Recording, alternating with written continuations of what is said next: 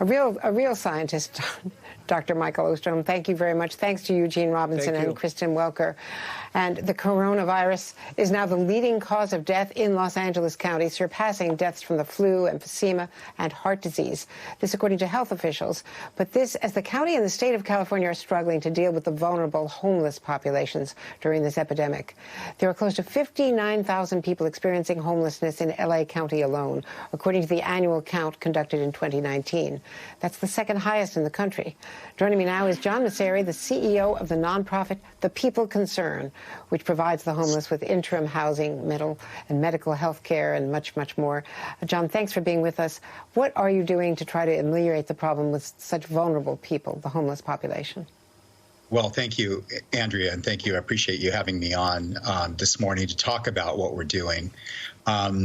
So at The People Concern, what we're seeing on the ground is about twice the number of people coming into our facilities as previously. Have we fixed the audio here? We fixed the audio? Now, we hear you fine, I believe.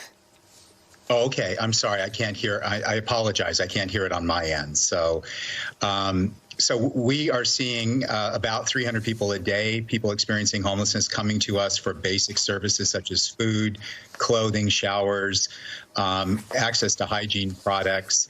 We're seeing a level of desperation in these individuals to be able to access services. I've been working at one of our interim housing sites for the past, every week for the past 6 weeks. And what I can tell you is, and you see in this video here, the line of people outside our access center waiting for basic services. And so we are on the front lines here. Our outreach teams are on the streets every single day providing access to care and treatment and making sure that people are not getting sick. And if they are getting sick, that they're linked to services and housing as quickly as possible. And John, what about the problem of their keeping some kind of social distance? How are you able to do that in the other homeless shelters? Well, we're doing social distancing, and we have been ever since the beginning of the epidemic in our facilities. So we are practicing at least 6 feet social distancing. We decompress the number of beds that we have in our facilities. We are providing personal protective equipment for both our staff and our residents. We are making sure that the facilities are being cleaned and disinfected.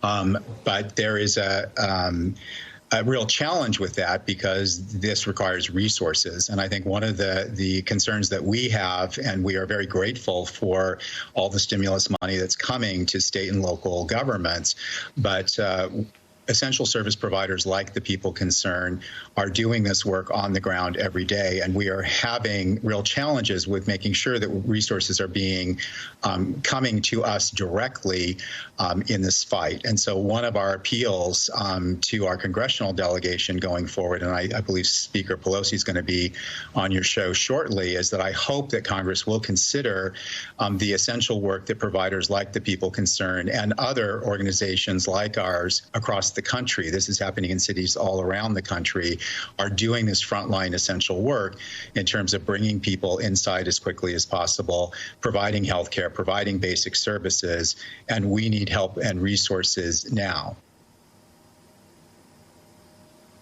John Maceri, thank you very much. Urgent concern, and indeed, you're correct. The House Speaker, Nancy Pelosi, on the president's push to reopen and also on the aid that is supposed to be coming now from this latest package. That's